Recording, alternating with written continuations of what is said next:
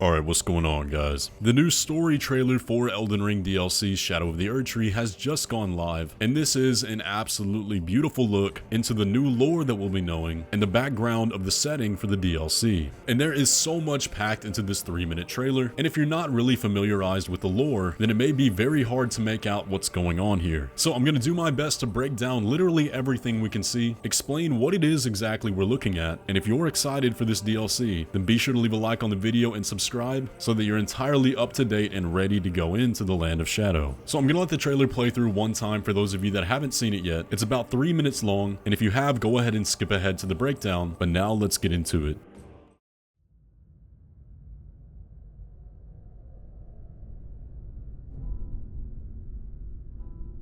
Mikula the Kind spoke of the beginning. The seduction and the betrayal.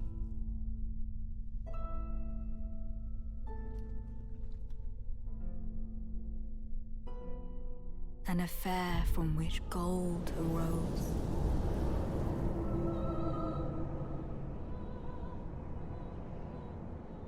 And so too was Shadow born. What followed was a war unseen.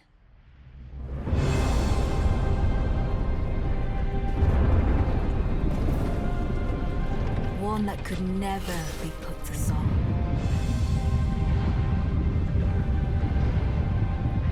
A purge without grace or honor. The tyranny of Messmer's flame.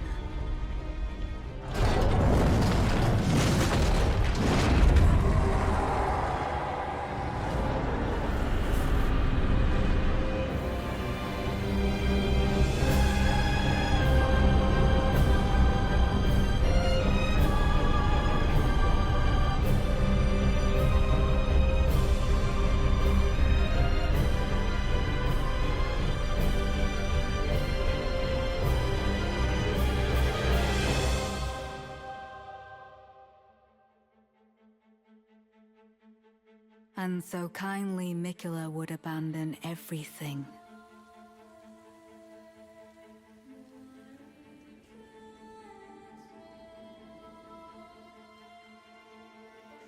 His golden flesh, his blinding strength,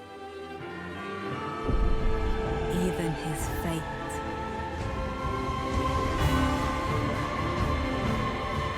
But we are not deterred.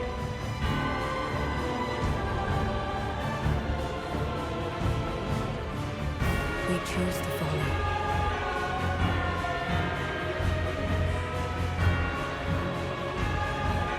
Will you walk with us?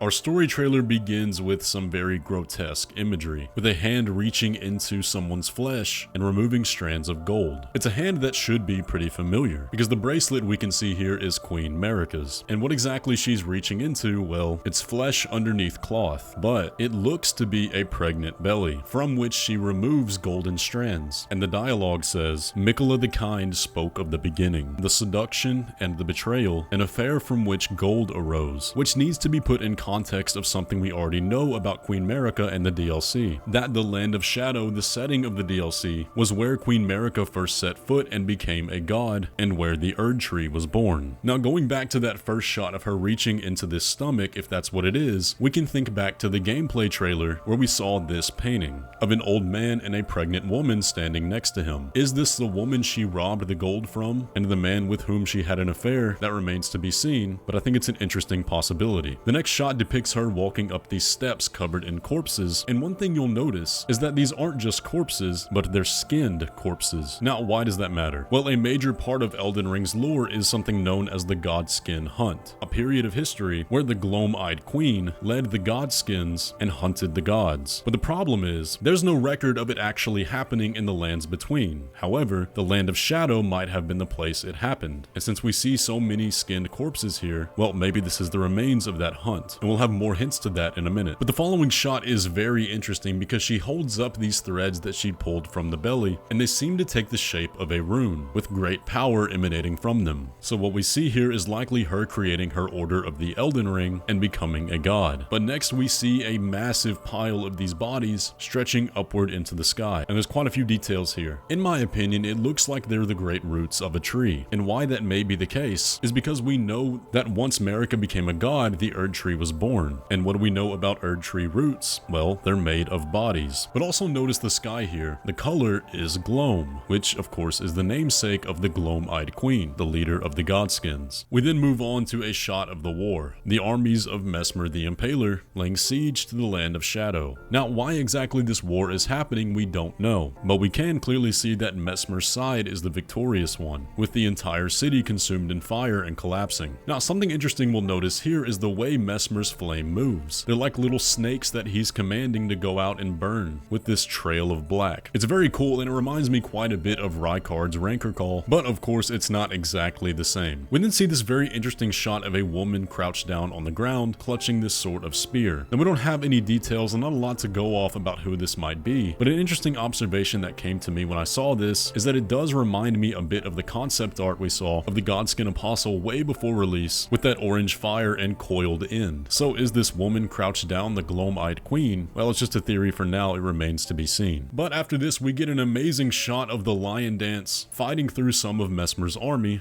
before confronting him. Now, we know from Miyazaki that this lion dance is representative of the culture of the Land of Shadow, so I think it's safe to glean that Messmer is at war with the natives, and those are our two sides in this war. We then see the aftermath, where Messmer demonstrates his surname as the Impaler, and very obviously seems to be the victor in this battle. But panning up, we notice that this battle actually takes place in the city we saw before in the gameplay trailer, with it crumbling upwards into the sky, with that wicked shadow tree leaking sap that we've seen time and time again.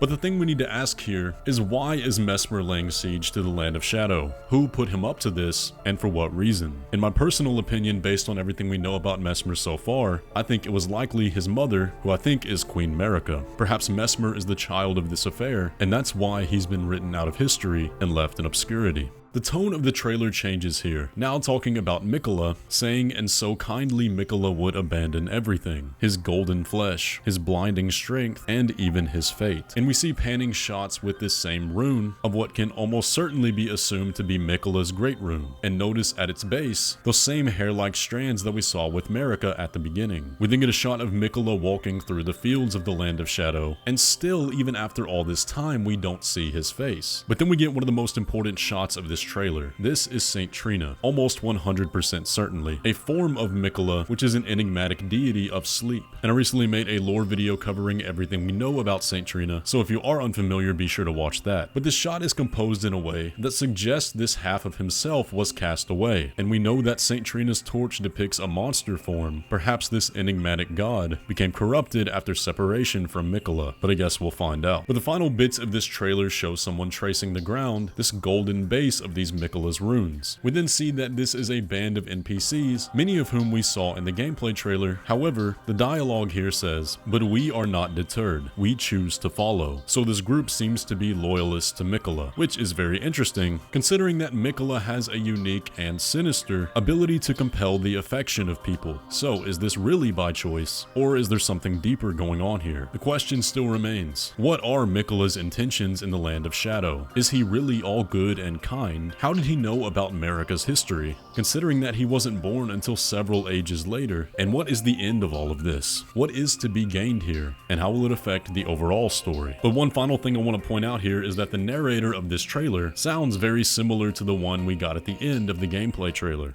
Miquella the Kind spoke of the beginning. Come now, touch the withered arm, and travel to the realm of Shadow. I will not be far behind. So assuming they're the same person, if I had to guess, I would say the narrator is likely the leader of this band, and perhaps our main NPC that we'll be conversing with throughout the DLC. But for now, those are the majority of the details we could come up with on the lore side after an initial watch of this trailer, but I can guarantee over the coming days and weeks we're going to be picking this apart much more. But what are your first impressions of this trailer? What do you think it all means? And do you agree with the ideas I presented here? I'm very curious to hear all of y'all's thoughts, but be sure to leave a like on the video and subscribe to stay up to date on on all things Elden Ring DLC. And with all that, I will catch you in the next one.